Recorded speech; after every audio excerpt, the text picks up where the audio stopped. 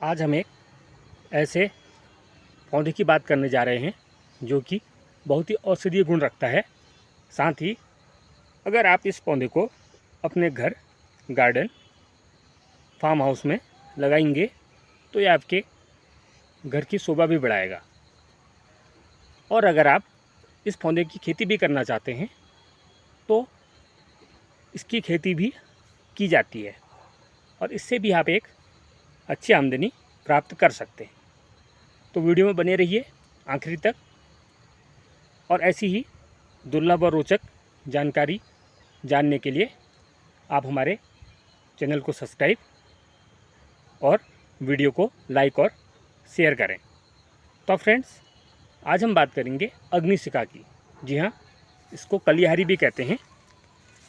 तो आज हम इस प्लांट के बारे में हम आपको डिटेल में बताएंगे, इसका इंट्रोडक्शन और आप इसकी पहचान कैसा करें और इसको हमारे देश और देश के बाहर किन किन नामों से जाना जाता है, विस्तारपूर्वक हम बताएंगे।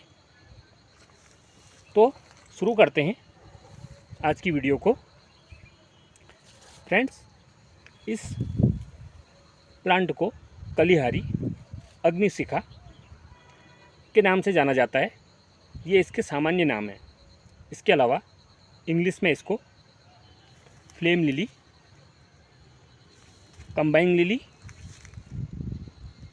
रेंगने वाली लिली हिंदी में और ग्लोरी लिली इंग्लिश में, टाइगर क्लां और फायर लिली के नाम से जाना जाता है। इसका साइंटिफिक नेम ग्लोरियोसा सुप्रभा है और ये फैमिली कोल्चिकेसी के अंतर्गत फूलों वाले पौधे की एक प्रजाति है। और एक खासियत इस पौधे की ये होती है कि यह पौधा कहीं भी, चाहे पहाड़ी क्षेत्र हो चाहे मैदानी हो, उनमें आपको आसानी से देखने को मिल जाएगा। तो फ्रेंड्स, अब हम बताएंगे आपको कि भारत के अलावा ये कहाँ कहाँ पाया जाता है। यह प्लांट चीन, Nepal, Borneo, Cambodia, Java, Kenya, Sudan, Malaya, Sumatra, Vietnam, Pakistan, Sri Lanka, Thailand, Benin और इसके अलावा Tanzania, Thailand, Togo, Ghana, Guinea, अफ्रीकी महाद्वीप, मेडागास्कर में भी पाया जाता है। ये पौधा विशेषकर एक मांसल प्रकंद से बढ़ता है। जी हाँ, इस पौधे के नीचे एक मांसल ट्यूबर होता है और उस ट्यूबर से ही हर सीजन में ये प्लांट निकलते हैं, ग्रो करते हैं। और आप देख रहे हैं प्लांट कॉलोनी बनाते हैं। तो देखिए, ऐसी खासियत होती है कि ये प्लांट आपको कॉलोनी बनाते हुए दिखेगा और इसके नीचे जो ट्यूबर होता है वो सुरक्षित रहता है। देखिए, इसकी पत्तियों की खासियत ये होती है, एक पत्तियाँ इसकी लंबी लंबी सी होती हैं और जो इसकी पत्तियाँ हैं, इनके जो सिरे होते हैं, ये विशेष रूप से पकड़ बनाने के लिए मॉडिफाई हो जाते हैं। ये आप देख रहे हैं, तो आगे से जो सिरे आप देख रहे हैं ये मुड़े हुए, क्योंकि इन जो ये सिरे हैं पकड़ की वजह से ही ये पेड़ में चढ़ता है। जैसे हमने बताया, इसको क्लाइंबिंग लिली भी कहते हैं। और अगर हम बात करें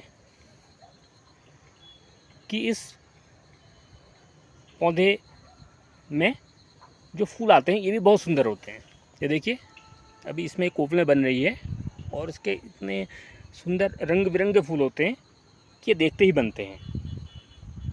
ये इसके डेंट है, इसकी जो संशोधित पत्ती टिप है, ट्रेंडल्स का काम करती है और जो इनका उपयोग ये पौधा ऊपर चढ़ने में करता है, ये हम आपको बता चुके हैं। इस पौधे का जो स्टेम तना होता है ये 3 से 4 फीट तक लंबा होता है। ये देखिए, अभी आप देख रहे हैं औसत ऊंचाई हमने आपको इसकी बताई, और इसकी पत्तियां 13 से 20 सेंटीमीटर तक लंबी हो सकती हैं। देखिए इसकी पत्तियां जो होती हैं ये सिरे में नुकीली होती हैं। ये इसकी पहचान है। इसकी जो दिखावटी फूल होते हैं उनमें 6 टिपल होते हैं, और इसके फूल बहुरंगी होते हैं, जो कि आमतौर पर चमकीले लाल से नारंगी होते हैं, और कभी कभार पीले रंग के आधार के साथ देखे जाते हैं। ये कई प्रकार के आवासों में उगता है, जिनमें कि सब ट्रॉपिकल जंगल हैं और घने जंगल, वुडलैंड्स, घास के मैदान और रेत के टीले भी शामिल हैं। क्योंकि अभी आप देख रहे हैं इसको, ये देखिए ये आपको फॉरेस्ट एरिया में दिखाई दे रहा है, और ये पत्थर हैं। ये देखिए ये पत्थरों के बीच में ही ये उगा हुआ है। इसका नेचुरल हैबिटेट आप लोग देख रहे हैं इसमें। तो ये एक वाइल्ड स्पीसीज है। मेडिसिनल गुण बहुत ज़्यादा रखता है। जी हाँ, अब हम बताएंगे आपको इसके मेडिसिनल यूज के बारे में और इसके मानव उपयोग क्या हैं। एल्कलाइड युक्त इस पौधे का उपयोग लंबे समय से कई संस्कृतियों में पारंपरिक औषधि के रूप में किया जाता रहा है। इसका इस्तेमाल गठिया, बांझपन, खुले घाव और सर्पदंश, सर्प के काटने पर, अल्सर, हैजा, सूल, टाइफस, खुजली, कोढ़, कैंसर, नपुंसकता, नामर्दी, चेचक और जो यौन संक्रमण से जो रोग फैलते हैं उनके उपचार में किया जाता है। और कई प्रकार के जो आंतरिक परजीवी होते हैं जो हमारी बॉडी के अंदर पाए जाते हैं, तो उनके उपचार में भी इसका इस्तेमाल होता है। यह एक कृमिनाशक है। हमारे शरीर बॉडी के अंदर जो वर्म्स हो जाते हैं उनको भी ये मारता है, और इसका उपयोग रेचक और एलेक्सीटेरिक के रूप में किया जाता है।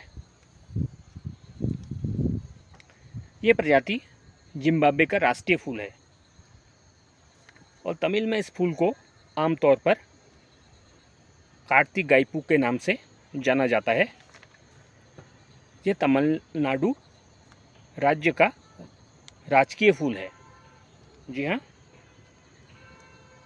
ये दो देश जो हमने आपको बताए, एक भारत का राज्य और दूसरा देश, उनका ये राजकीय फूल है। इस पौधे को बीज और प्रकंद दोनों के द्वारा उगाया जाता है, क्योंकि इसमें जब फूल के बाद बीज भी बनते हैं तो बीजों के द्वारा भी आप इसको उगा सकते हैं, या आप घर में अपने उगाना चाहें तो तब भी आप इसको उगा सकते हैं। भारत में इसकी खेती भी की जाती है, क्योंकि ये औषधि है। ये बात हमने आपको पहले भी बताई। ये पौधा जहरीला होता है,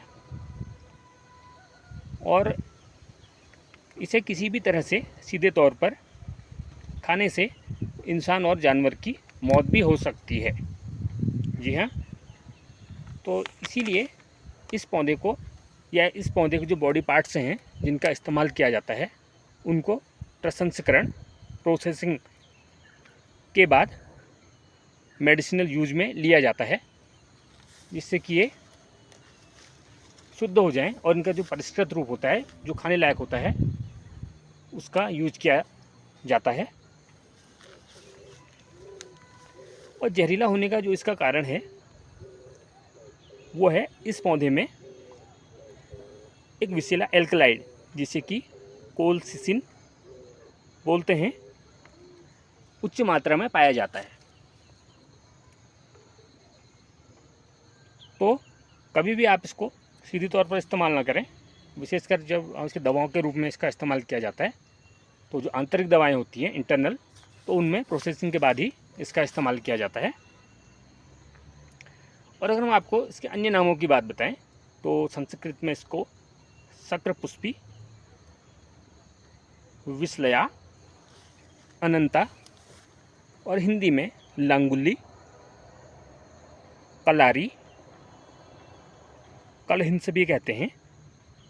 उर्दू में कानोल, गुजराती में वरहवर्दी, मराठी में कल्लावी, मलयालम में कंडल, फारसी में बुसनक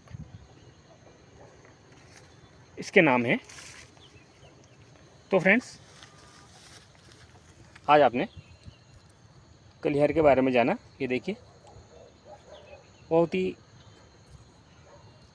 सुंदर कॉलोनी बनाए हुए है ये प्लांट। थैंक्स।